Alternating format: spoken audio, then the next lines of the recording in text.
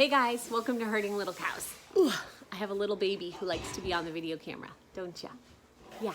So we haven't done a video in a while, but we are doing one today because I've had a couple people that I've talked to recently that have been having trouble with forming boundaries to protect their families from just being too busy, from people who may be not good for their families, and from people who are really bad for their families. So there's a difference between, sorry, I just realized like I have this little tiny hair right here. Okay, so there's a difference between somebody who just is not realizing that they're being a problem to your family in like, it's just causing you to be too busy to do something with them, to be involved in things they're doing. There's other people who are a problem to your family, not in a mean way necessarily, but a way that is not healthy for your family. And then there are people that are actually kind of abusive to your family in different ways. So I was just going to talk about some of those different things. I've talked to a lot of different people about this, and there's certain people I'm thinking about as I make this video, and there's certain people that I'm not thinking about. Well, I don't even know that I'm not thinking about them. So if you think that I'm, yes, you're waving at the camera. So I might be talking to you, I might not. You're going to hear me talk a lot about my mom in this video because my mom and I have a really great relationship, and part of that is because we have set up healthy boundaries with each other. My mother knows that I am saying all of these things about her, so you don't have to go tell my mama anything. Is Daddy going with you? If you hear noise in the background, I have one child who is rinsing dishes, and I have other children who are here folding laundry, and then the other kids are in bed, which means they might come out to see Daddy or whatever. So, starting with boundaries. God has placed us in families first. First and foremost, before any other relationships we have outside, God has placed us in our immediate family. So for our family right now, that is myself and Mark and the 8 children who live in our house. We also have a son who lives out of the house. He is not part of this immediate family that I need to protect in this bubble. I'm not saying protect in a bubble in like I'm sheltering my kids from the outside world. I'm saying protect our family unit so that we can be strong and stable and glorifying to God. Outside of that, within family, we also have the biological family around us. So like for our family, my mom lives in a house in the backyard. I have a biological sister who lives about 2 hours from us. I have an adopted sister who lives 10 minutes from us, and I have an adopted brother who lives about another 10 minutes from us. And then there's nieces and nephews. We have Mark's family, his mom and dad live a little over 2 hours from us, and then he's got 2 brothers and their families down in Florida. So we don't see them very often, but we do see them occasionally. I'm not going to be talking about our relationships with his brothers and sisters, he doesn't have sisters, his brothers, because the one we only see when we're down in Florida, he just doesn't have a chance to come home. And then the other brother here in Florida, we have a fine relationship with how we get along, and so I'm not talking about them. In case anyone knows us and them, that's not who we're talking about. I'm going to be talking about my family and our relationship also with his parents. Outside of our immediate family, so our immediate family, the bubble I was talking about, and then you have the other family members outside of that. Those other family members have to take a back seat to what's going on within your immediate family unit. After that immediate family unit, and then the extended family there, we move on to church. And the church bubble kind of surrounds your family bubble, but your family bubble is still separate. And the church bubble needs to have its own boundaries, and those boundaries are going to look different than your physical family. So I will start this by saying my mother, who lives in the backyard, is a believer. This is the one that I'm going to be sharing the most about because it's the one we have the closest tie with, being that we live on the same property. She is a believer. My sisters and brother are not. So one thing that I have to do to protect my family is to make sure that I am not allowing influences of things that our family doesn't agree with to infiltrate our family unit bubble. It's not that my children will never hear of things that we don't agree with. It's not that we won't have civilized conversations about those things. But if anyone in my biological family is trying to indoctrinate my children or our children with things that are against our core family beliefs, it is my duty as a parent to make sure that my family unit is protected. So if I have a family member who is trying to push their agenda, whatever that is, on my family, I need to ask them to step back. And that might happen in different ways in different families. I know my phone is making noise. Oh, my phone's not, I'm not even using my phone. My phone's sitting next to me. Hold on. It's an alarm for medicine, which I did. Okay, so I thought I was on my phone making this video. So anyway, if family members are trying to indoctrinate my family with things that are not part of our core beliefs, then I might need to ask them to step back, or I might need to ask them to not talk about those things while they are with us. So I have friends that are vegetarian. We're just gonna go with a very basic thing. I have friends that are vegetarian, some for reasons of humanity to animals, and whatever you want to think about that, we eat meat, whatever you want to think about that. But as a family, if those are their core beliefs, and there's a family member that is trying to push on their children why they should eat meat, why animals should be killed so that they can be on your dinner table, all of that stuff, you might have to ask that family member to not have those conversations with your children. You might have to say, for this time and season, I need to separate myself from you because you are pushing an agenda on my children that I do not appreciate. And being that I'm the one, myself and my husband are the ones who have to protect our family, we are asking that you not have those conversations. And if those conversations continue, we need to ask you to not be here, not be within our family unit. This might look different depending on how often this person is around. If you're seeing this person for a potluck in the summer and at Christmas time, it's gonna look different than if this person lives down the street and you're together once a week. You're gonna have to decide that as a family. So like Mark's brother who lives in Florida, we don't have any of these issues with. I'm just saying, because he lives in Florida, we see them twice a year while we're there on vacation, for a couple hours over the course of the time.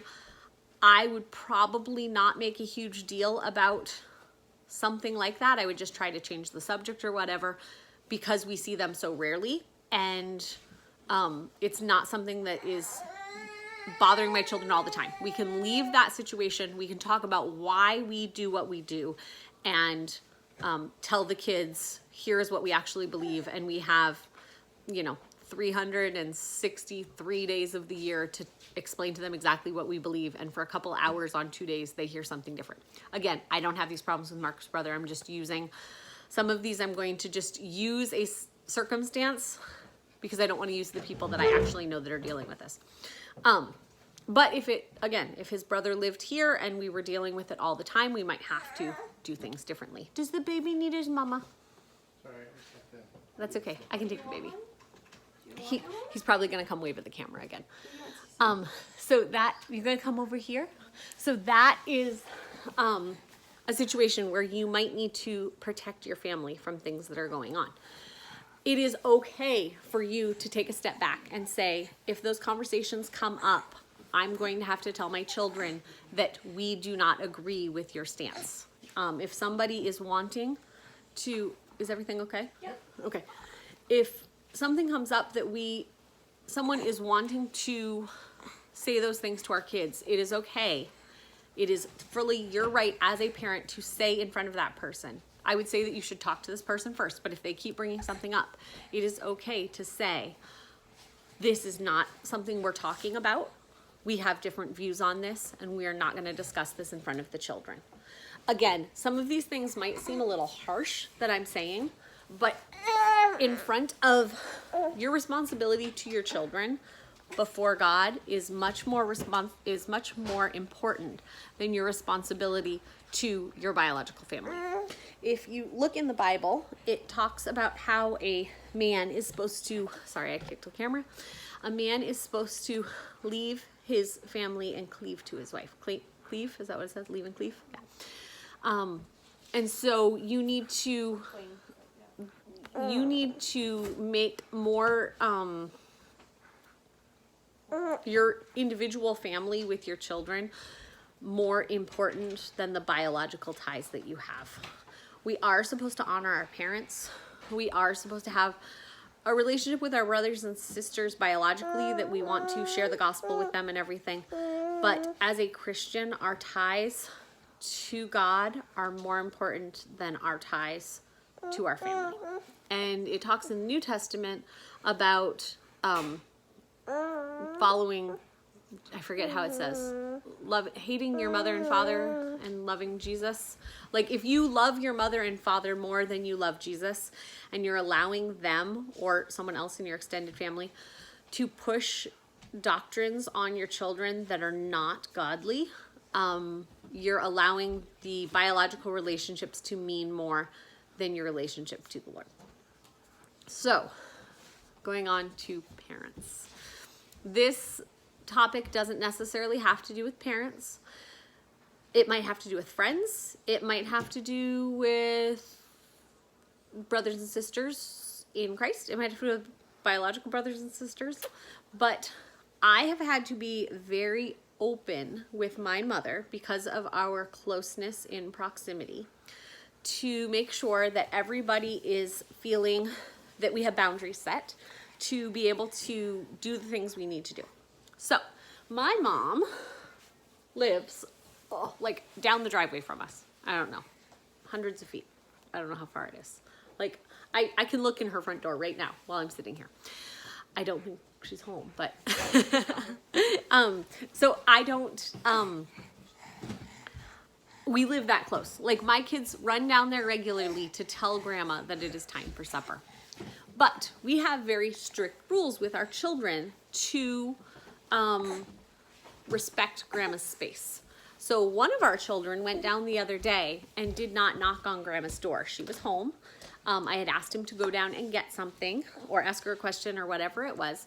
And he didn't knock on her door and ask to come in. He just walked right in the house. And he lost his privilege of being the one to go down and get grandma or tell her things or whatever, because he did not respect her personal space. And in the same way, she respects our space. If she has the day off, she will write to me, because she works still. She'll write to me in the morning and say, hi, I'm up. I'm ready for the day. When you're ready to have me, please call me and let me know, or message me and let me know. She'll occasionally write to me and say, hey, I'm making cookies. Could I borrow a cup of sugar? I don't have enough. Yes, you can do that, but she doesn't just come and invade the space, our space. And we don't invade her space. Again, if I'm not home and she needs a cup of sugar, she's welcome to come in and get sugar in the same way that I'm able to go into her house if she's not here to get something. But we don't take advantage of each other. Like, my mom is gone 5 days a week at work, 4 days a week at work, whatever. I don't regularly borrow something from her house. Like this week, she had pasta salad that she had told us we could use because she wasn't going to use all of it. I had the kids go down and get that during the day while she was at work. But I don't typically go to her house to say, oh, I need a cup of sugar. It might happen, but that type of thing is maybe once every couple weeks we go into her house to get something. Because we've set up these boundaries. I am very apt to tell my mom, if she comes up, a lot of times she'll come up for supper. And I very much will tell my mom at the end of the day, hey mom, everybody's getting rowdy. I need you to go home. Or I'll say it in such a way that I'm addressing the kids. Hey guys, we've got 5 more minutes to visit with grandma, and then she's got to head home because we have these things to do. And my mom doesn't get offended by it because she knows that that's my nice cue to tell her to get out. Because otherwise I'd just be like, Mom, I need you to leave. I don't say that to her, but we are very open and honest to say, here's what's going on. She will occasionally have my nephew for the day, and they'll plan to go do something without us, and that's fine. She just says, okay, we're going to play, and at 2 we need to leave because we're going to the playground. Or I will tell her, hey mom, we're having leftovers for lunch. I don't have enough for you. We'll have some cookies afterwards that we could share, but if you'd like to come up, bring your own lunch. And then, you know, like if we were going to go with my mom to the beach for the day, I would be very specific with her to tell her that I'm going to provide lunch for her, or Mom, could you bring something for yourself? I'm going to bring this one thing to share. Or I'll have water to drink, but you bring, you know, all the food that you're going to need, whatever it is. I think a lot of times we feel as a mom with a lot of kids, but also very much close to my mom, sometimes I feel more responsibility for my mom than I need to. And so I feel like I should provide, because I'm already bringing this big meal, I should provide for her. But she can provide for herself. And your situation might be different, but like my mom has the finances, she can provide for herself, we can provide for ourselves. I'm not asking her to bring things for us, I'm just telling her she needs to bring stuff for herself. But I think a lot of times, a lot of the turmoil that happens in like these relationships that we're talking about is that things just aren't well set out. My mom should not feel offended that I invited her to come to the park with us, but I didn't bring her food. There's no obligation that I have to take her food. If I was meeting a friend at the park, I wouldn't be obligated to take her food. So I'm not going to necessarily take my mom food. In the same way, if I was going to meet my sister, like in a couple weeks, we're meeting my sister. And so if my sister watches this, I don't know what we're doing yet that day. But I wouldn't meet my sister and say, let's go to the park at lunchtime, and not explain, let's each bring our own lunches, or I'm going to bring lunch for all of us. But I think sometimes we feel rude if we say those things up front. But like last night, we had some friends over, and they were not at all one of these types of people I'm talking about.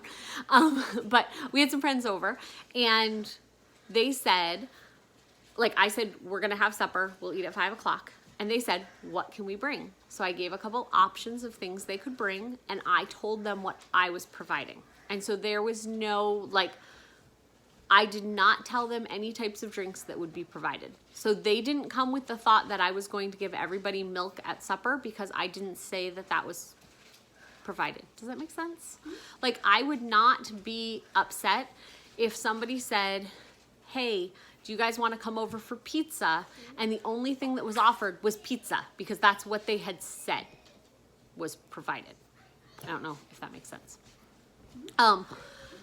But I think we also have to be very careful to protect this family unit, because I know, I was talking to another girl today, it's very easy as a stay-at-home mom for people to think that I have a whole lot of time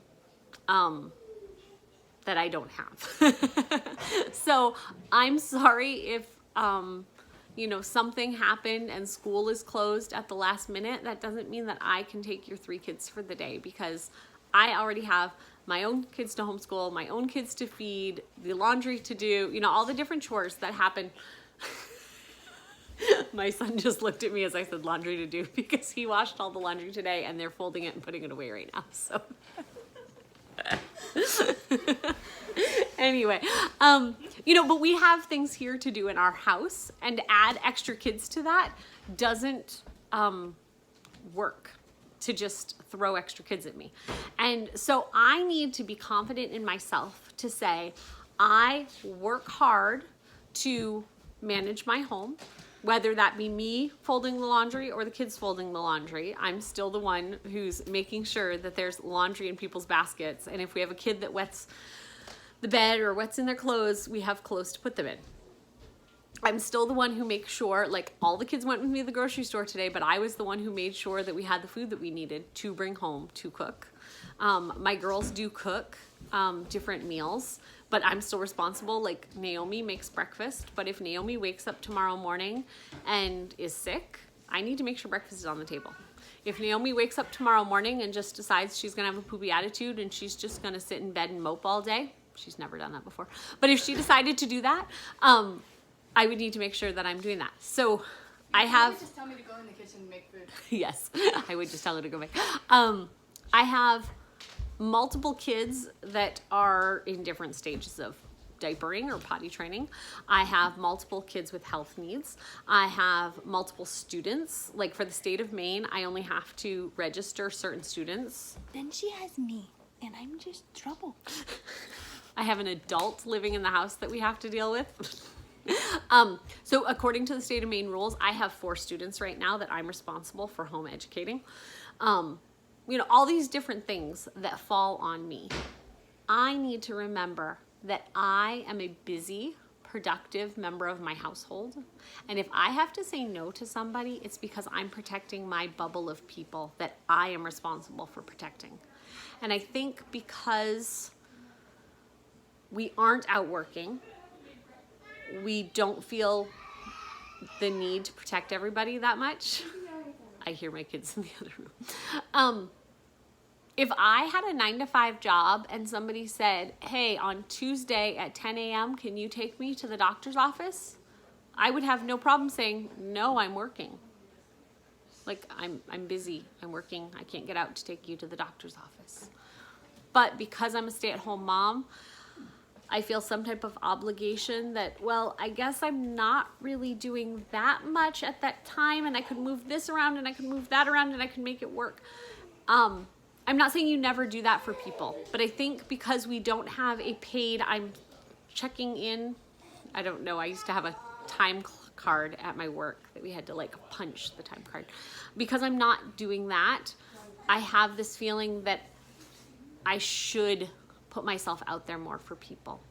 And I'm not saying that you never do these things. And it's very important to be a part of your church family. It's very important to be active within your own family in the ways that are okay. But sometimes that is abused by our family members or our friends. And we see it as we're doing something wrong because we're not at their beck and call at all times. Because my mother doesn't ask me to do things very often, if she asks me, I really try to be available to her. So if my mom were to say right now, I need to get my car worked on Thursday, could you pick me up? I'll drive there from work. Could you pick me up after work at the car place? I would do everything I could to do that for her because she doesn't ask me all the time.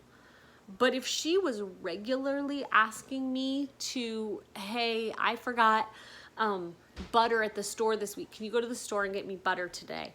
Oh, I forgot to pay this bill. Could you take this money to the, place for me to pay the bill? Oh, I forgot to call about getting the driveway plowed. Could you do that?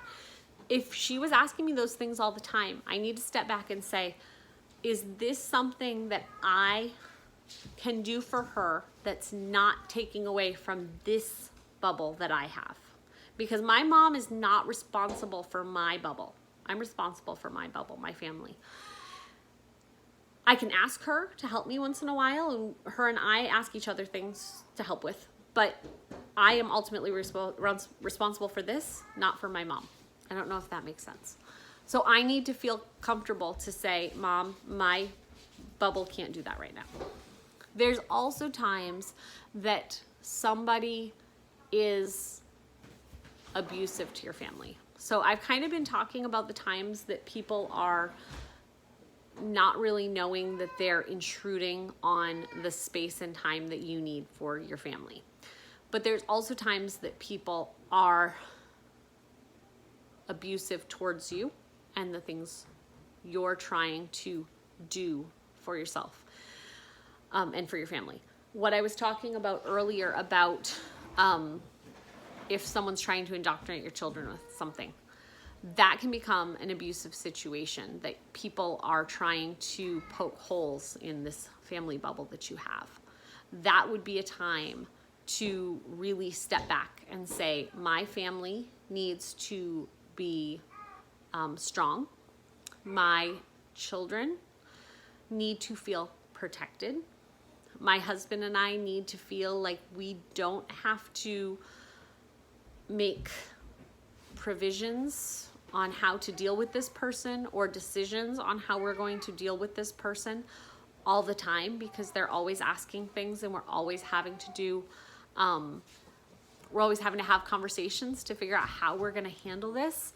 If somebody in your life is causing a lot of tension, and I'm not saying this as like, I don't know, I don't like the word toxic people because I feel like it's thrown around a lot. If somebody said something mean to me one time, and I'm going to consider them a toxic person. But there are people out there that very much can ruin your family, ruin the safety net you have in your home. And so if you feel like you and your husband are having to make a lot of decisions and considerations of how you're going to handle this person, you might need to take a step back from that person and say, I need to step away. I've got things going on in my family, and I will write to you when I'm ready to get together again. You could tell the person that it's causing problems for your family, or you could just say, I need some time. We've got some stuff we're dealing with, and I need to step back for a little bit. I'm not trying to be mean to you. I just need to step back. And maybe that stepping back is going to help you reevaluate whether that person is actually being a negative influence on your family, or if it's sometimes just our mindsets can be. Day, can you just make sure he's not getting anything out of that box, or tell her to make sure he's not getting anything out of that box? The baby's trying to get stuff out of a box, and I don't know if his sister sees him. But there are times that sometimes if we just step back, we can look at the picture at large and realize that all the little pieces really aren't a big deal. And sometimes we step back and we see all the little pieces and we realize that it really is a mountain that we need to overcome. What I was saying about your kids being able to feel safe. We have dealt with people in our lives that the kids do not feel comfortable around. And sometimes it's just the child. We have one child in our family, Uriah. It's just, if anyone's watching this video, Uriah is our more standoffish kid. My other kids are they very much like to hug people. They very much start chatting with people right away. If you ask them a question, they'll answer right away. Uriah was raised in the exact same ways as the other kids, and he is more standoffish. If you ask him a question, he might hide behind mommy. He doesn't want to give a hug, and I don't force him to give a hug if he doesn't want to. So your kids need to feel safe. And if your kids are very uncomfortable around somebody, asking your kids to give that person, to try to please that person can sometimes show your child that they don't get to make decisions for themselves. And in the long run, that can hurt your child. So I understand that kids should listen, and if I tell my child to say hi to you, he should say hi, and I get all that. But we have had people who find Uriah very rude because he doesn't answer their questions. But I don't force my kids to do those things, because as a young adult, older teenager, I was abused by somebody that I should have been able to trust. I'm not going to get into all the nitty-gritty about that, but I want my kids to be able to tell me that person doesn't make me comfortable. This situation doesn't make me comfortable. I don't want to answer this person's questions. I don't want to give a hug. I don't want this person to tickle me, whatever the situation is. I want my kids to feel like they have, they can make decisions for themselves, and that their no means no, and they can keep themselves safe, and that mommy and daddy are going to keep them safe. So I don't want my kids feeling like somebody wants to give them a hug and they're shying away from it, and mommy's like, no, just go do it. Just go do it. We had this situation today. We went to the store and saw an old time, somebody we've known for a long time. And because of COVID and just her situation, we haven't given her a hug in years. Not that we have anything against her. She just hadn't wanted that. And so today when we were at the store, I asked her, I said, are you ready to give hugs? And so we got a hug, and it was great. And so she's like, oh, and she wanted to give the kids hugs, which is fine. And I said, Uriah may not want to give you a hug. And she's like, that's fine, Uriah, that's okay. And as she walked over to one of the other kids who was closer to Uriah, he kind of backed away, and she's like, don't worry, I'm not coming towards you, it's okay. And she was just very respectful of that space that he wanted. Where we've had other times where Uriah doesn't want to give a hug, so then somebody will start, poking him in the belly or tapping his head or whatever it is. And that's not allowing a kid to feel safe, I guess is what I want to say. I feel sometimes as adults, we think we're being silly with a kid, and we're actually making a kid very uncomfortable. And we find, we have this, some people have an issue with special needs kids, like kids with autism, things like that, that they find those kids to be very rude and feel like you should teach them how to read social cues and things. And I've discovered that there's a lot of adults in this world who don't read social cues at all, and they don't have a reason, like autism or something, they don't have a reason that they're not understanding the social skills, those social cues. They just want to do what they want to do, and they get mad that you're trying to protect your child. Those type of people, you need to be willing to stand up and say, no, this is important for my child. God has given us as parents a job to protect our children, and we need to take that job seriously. And our job is to help our children learn to navigate the world around them. And one of those ways is to teach them to be a strong person who makes clear boundaries with people that are healthy. I think there's also unhealthy, I'm going to just stay away from everybody and never deal with any interactions. That's not a healthy way to do it either, because you do have your little family that I've been talking about, and then you do have your church family. And your church family, you shouldn't have to worry about certain things you might have to with your extended family in the indoctrinating your children with things, because hopefully in your church family you have a lot of things you agree on that they can help build your children up in the Lord. But you still need to protect your children in a manner of just feeling bodily safe. Not saying that anyone in the church, hopefully no one in the church is actually causing abuse to your child, but just that idea of helping kids understand that they have autonomy over their own body. But also,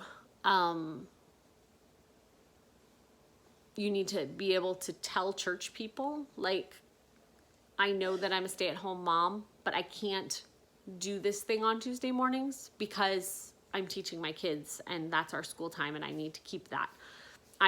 We do school funny, different than most people, and so I don't necessarily have those strict guidelines of this is our school time. But still, if I'm out Tuesday morning, that means that I might not get school done all day with the kids, and I just need to make sure that everybody is healthy and sane and getting the sleep they need and all of that stuff. So these are things you can apply to your church family too. And I think if some of us moms were more bold in saying, these are the reasons that I need to do this, or just I need to step back for a little bit so I can reassess. I was talking to a mom this morning who just feels like she's kind of in over her head with just different things that are going on in the family situation. Nothing bad, just lots of different things going on. And she feels like she just needs to step back and breathe and regroup and see if the places where she does have stress, if there's any of those she can reduce. And sometimes you just need to step back for a season, and that's okay, and we can do that.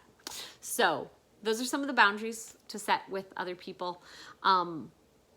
Just being very clear, you know, we'd like to invite you to this thing, but I need you to bring your own lunch with you. I'd like to have you come to the birthday party, but we're not having guests till 2 because we're doing something as a family before that. So please don't show up until 2 o'clock when all the rest of the guests are coming. We would love to have you come, you know, do this thing with the child, but we're not going to have people bringing their own toys. Another thing I was talking about, I kind of mentioned it in this video, but also teaching our children to use their words when they're not wanting something. So this son that I was talking about who doesn't like to give hugs. It is okay for him to say, could I give a high five? You know, something that he feels comfortable with, or to tell somebody like, let's say you have a friend, Bob, who likes to play with the kids, and some of the kids like to get down on the floor and, you know, I don't know, crawl around on the floor and pretend they're all lions with Bob, you know, like, I don't know, I'm just making something up. But your one child doesn't feel comfortable. He can say, I don't really want to play that game, but could we play tic-tac-toe? I don't really want to play that game, but I have this book. Could we read this book together? And having your kids get a voice. But if your kid's too young for that, so I have a 2.5-year-old, almost 3-year-old, but he's still kind of the age that he might not be able to do that. So let's say my mom isn't this person, but I'm just saying, let's say my mom comes over and she wants to, I don't know, the kids like to play clapping games with mom, but one of my sons doesn't like the noise of it. Josiah doesn't like the noise of it because it sets off his seizures. He could say, Grandma, that game's bothering my head, but could we, whatever. But if it was a younger child, I might take up the responsibility and say, Grandma, that game's bothering, you probably don't know it, but that game is bothering so-and-so, Malachi. Malachi's my 3-year-old. That game's bothering Malachi, but Malachi really likes Chutes and Ladders. How about I get that out and you guys can play that? For my mom knows this. My mom hums all the time. She just does it. She doesn't even think about it. And sometimes it bothers Mark, my husband, because of his dystonia. And so I have to say, hey, Mom, could we stop humming right now? She doesn't even know she's doing it.